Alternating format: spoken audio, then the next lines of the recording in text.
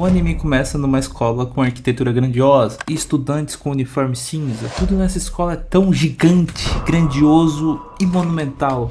E na sala de aula o professor está explicando sobre o partido do bigode e quem foi o bigode. E do nada entra um dos líderes da escola, presidente de um dos clubes, e ele tá à procura de um aluno para punir um aluno que roubou um dos uniformes. E essa escola é uma espécie de quartel militar, onde os estudantes têm patentes baseadas nos uniformes, pois nesse universo os personagens tiram poder das roupas, já que existe um tipo de fibra da vida que concede habilidades. Inclusive, esse figurão tem um uniforme de 3 estrelas. O estudante que roubou o uniforme é espancado quase até o estado de não vida. Aliás, esse anime adora corpos nus. Sim, Kill la Kill sempre arruma um motivo pra alguém ficar pelado. Porém, tudo nessa escola vai mudar, porque agora temos a chegada de Ryuko Matoi, a garota descolada e rebelde que entra nessa escola super militarizada e sério. Parece até uma prisão, mano. Inclusive, com uma general que tem uma cara um pouco familiar. Mas isso fica pra depois.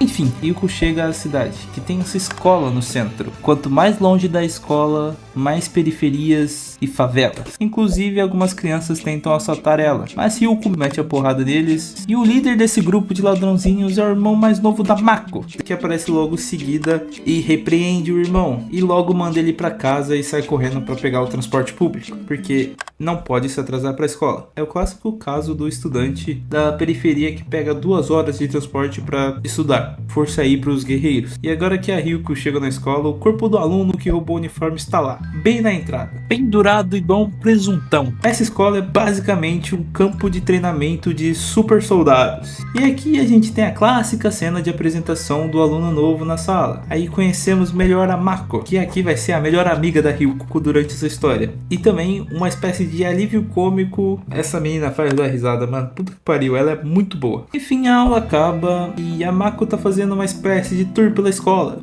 Elas dão de cara com a Satsuki Kiryuin, eu acho que é assim que se pronuncia, e é a ditadora da escola, a autoridade suprema dessa bagaça. Inclusive, toda vez que ela aparece, ela está sempre no topo, cercada de seus subordinados, e é sempre uma perspectiva tão de grandeza para ela, e ao mesmo tempo a nossa protagonista sempre está de baixo, olhando para ela e falando: vou te pegar aí, meu. E aqui a nossa protagonista revela o porquê de estar aqui nessa escola. E enfim, ela abre uma maleta que ela carregava e dentro dela tem metade de uma tesoura gigante. E ela revela ser a mesma arma que matou seu pai. E a outra metade dessa tesoura está com o assassino. Mas o tempo todo essa Satsuki faz um desdém pra ela, pois ela sabe de quem pertence aquela tesoura. Ela sabe quem foi o pai da Ryuko. Cara, eu sou obrigado a falar que a Satsuki é muito uma generalzona ditadora, que ela sempre tá no topo e é sempre essa arquitetura cinza e ela cercada de soldados, sempre com ângulos tão opressores e seus discursos que reforçam a ideia de superioridade. E ela sempre fala que as pessoas do país, principalmente os da periferia, são porcos em peles de humano, enquanto ela se coloca como pura, seus atos como purificados. E mano, tem muito paralelo dela com o bigode, mano, não tem jeito, não tem como negar. E cara, eu acho que toda cena de sala de aula que tem nesse anime é sempre o professor explicando alguma coisa sobre o bigode, mano. E logo de cara a Ryuko a desafia, pedindo que fale que sabe sobre a tesoura e sobre seu pai. E depois de levar uma surra, ela foge. E depois de apanhar, a Ryuko vai até a casa destruída de seu pai e encontra por acidente uma sala subterrânea secreta. Ali surge o uniforme escolar de marinheiro que fala com ela e pede para ser vestido. Sim, ela tem uma roupa que fala com ela. Inclusive o nome dessa roupa é Senketsu, o que significa do japonês literalmente sangue fresco. E no dia seguinte, com um uniforme super poderoso, Ryuko volta para a escola. Só que Mako foi feita de refém, porque foi a única pessoa com quem Ryuko se comunicou e fez amizade. Só que dessa vez, Ryuko vence de forma simplesmente cabulosa, jogando o corpo do inimigo derrotado direto na direção dela. Uma das cenas mais B10 dos animes. Mas Ryuko fica fraca, pois o Senketsu consome seu sangue. E enquanto fugia, Ryuko acaba desmaiando e o irmão da Mako a encontra, levando ela para casa, pois o pai da Mako é um médico clandestino muito suspeito. E mano, a família da Mako é toda esquisita, mano. Tipo, é uma família muito caricata e funciona como uma espécie de alívio cômico, pois eles são muito engraçados. E a Mako já é toda esquisita. E a família dela é igualmente bizarra. E ainda assim, a Mako é um dos meus personagens favoritos do anime. E a Ryuko acaba sendo adotada por eles e agora ela mora com essa família humilde. Vai pra escola, derrota vários estudantes babacas, a fim de entender mais sobre o seu pai, entender mais sobre essa fibra da vida, esse seu uniforme que fala com ela e os objetivos que essa escola militarizada, autoritária e cabulosa tem.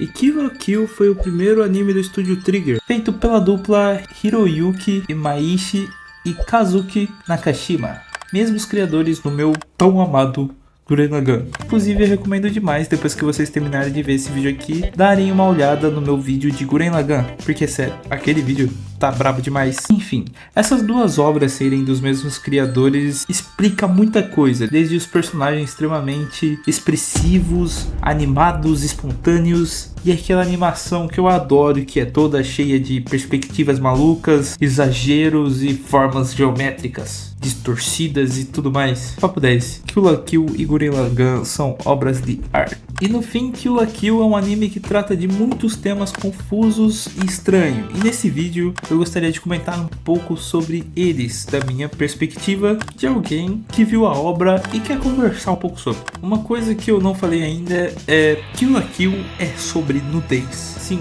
ele se passa numa escola, obviamente com menores de idade, mas ignorando essa parte literalmente bizarra da cultura japonesa, a mensagem é que por mais que as pessoas busquem status e poder, no final todo mundo fica pelado. Literalmente, sem roupa, todo mundo é igual. E mais pra frente conhecemos uma organização rebelde e secreta que luta contra esse império, a Praia de Nudismo.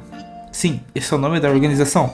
E um dos cabeças dessa organização é justamente o professor da Mako e da Ryuko. E em certo ponto descobrimos que a Ryuko não usa todo o poder do Senketsu, que é feito de 100% de fibra da vida. Para comparar, o uniforme de uma estrela tem 10% de fibra da vida, o de 2 estrelas tem 20% e o de 3 estrelas tem 30%. Porém, ela usa um com 100%, que é considerado uma roupa Kamui, que é a roupa mais fodona que tem. Porém, ela não ativa 100% porque ela tem vergonha da roupa. E eu confesso que qualquer um teria vergonha de usar essa roupa. Mas quando ela supera essa vergonha e consegue se conectar 100% com o Senketsu, ela vira praticamente o diabo na terra, mano. E é justamente quando as pessoas se desprendem dessa sociedade uniformizada, com gostos iguais, roupas iguais, tudo tão padronizado, tudo tão certinho, tudo com padrões tão rígidos, é que as pessoas se libertam. Quando elas não têm vergonha, quando elas ficam literalmente peladas. São essas pessoas que podem mudar essa sociedade completamente opressora. E assim como Gurren Lagann, Kill la Kill é extremamente divertido e bem-humorado. Cada episódio acontece muita coisa, mas a história é simples de entender. O humor é bobo, mas funciona. Tem episódios autossuficientes com início, meio e fim, que são divertidíssimos, mas que não dá a sensação de ser filler o tempo perdido, porque você tá entretido, você se diverte com aquilo. E a história não para de ir pra frente em momento algum, pelo menos eu senti quando assisti. Um exemplo de um episódio assim é um episódio que é dito que todos os alunos que não têm estrelas, que não chegarem na escola até as 8, serão expulsos. E isso é uma espécie de evento dessa escola, que o clube de estratégia e armadilhas prepara um monte de obstáculos e armadilhas e vira uma espécie de Olimpíadas do Faustão para chegar na escola. E o episódio é engraçado, cheio de reviravoltas. É um episódio literalmente extremamente divertido, cara. E você fica só pensando, porra, será que vai dar bom pra chegar na escola? É divertido, cara. E funciona. Porém, depois de alguns episódios assim, o bicho pega. Satsuki organiza um Battle Royale para eliminar os fracos da escola. Tudo isso porque a Ryuko estava derrotando muitos líderes de clube, o que significa que o nível dos soldados dela havia caído. Pois é, para decidir ela resolveu fazer todo mundo se matar. Porém, nesse Battle Royale, a Mako não participa e no fim sobra apenas a protagonista. Isso junto dos 4 mais fortes da escola. E no fim, ela vai ter que derrotar esses 4 mais fortes para finalmente chegar até a Satsuki e obter respostas. Respostas sobre o seu pai, respostas sobre a tesoura que ela carrega e sobre a roupa que fala com ela. E o primeiro desses 4 generais mais boladões é o líder do comitê de disciplina. Aquele que puniu o aluno que roubou o uniforme de uma estrela. Inclusive, Inclusive, esses 4 mais fortes, todos eles têm um uniforme de 3 estrelas. E o uniforme de 3 estrelas desse personagem é literalmente uma roupa de Sekisui. Sim, com direito a corrente, chicote, gargantilha, a porra toda. E o segundo general é o líder do comitê de informação, que é uma espécie de nerd hacker que tem um traje que ele fica todo se hackeando e coletando dados sobre a Ryuko para bolar uma estratégia, mas no final ele perde também. A terceira é a líder da orquestra, a amiga de infância da Satsuki, ia ter um poder da música. Maneirinho, mas eu confesso que eu caguei pra ela. E o quarto é um que inclusive a Ryuko já enfrentou ele antes, em um outro episódio. Ela ganhou dele da primeira vez, mas na segunda vez, após ele ter literalmente costurado seus próprios olhos e aguçado seus outros limites, a Ryuko acabou perdendo pra ele.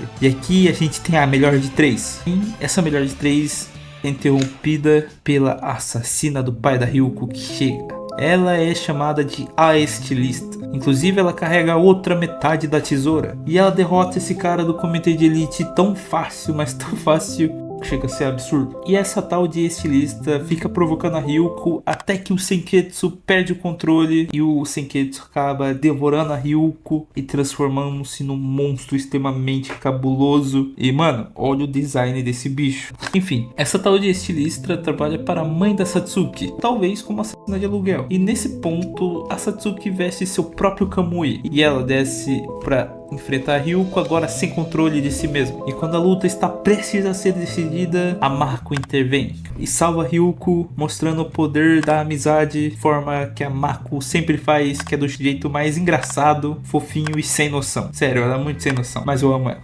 Sou fechadão com a Mako. Enfim, durante esse embate todo, a gente tem um flashback do pai da Ryuko sendo assassinado. Inclusive, ele é um velho corcunda de tapa-olho que lembra bastante... Mano, isso pode ficar pra próxima. Enfim, eu quero agradecer a todo mundo que comentou no vídeo de Gurren Lagann. Eu não esperava que fosse tão bem e nem que tanta gente fosse curtir me ouvir falar tanta nerdice. E nesse momento eu confesso que eu tô muito motivado a trazer mais conteúdo sobre animes maneiros. Então se inscreve aí, deixa o like e comenta o próximo anime que você quer ver por aqui. Ou só comenta aí se você quer trocar uma ideia sobre alguns animes ou algum tema que eu deixei passar, talvez. Ou ainda vou ver a segunda parte do anime e quem sabe eu trago um vídeo falando mais sobre o pai dela, essa tal estilista. Qual será que vai ser o fim da Satsuki? Porque todos esses paralelos indicam que talvez só reste o churrascamento.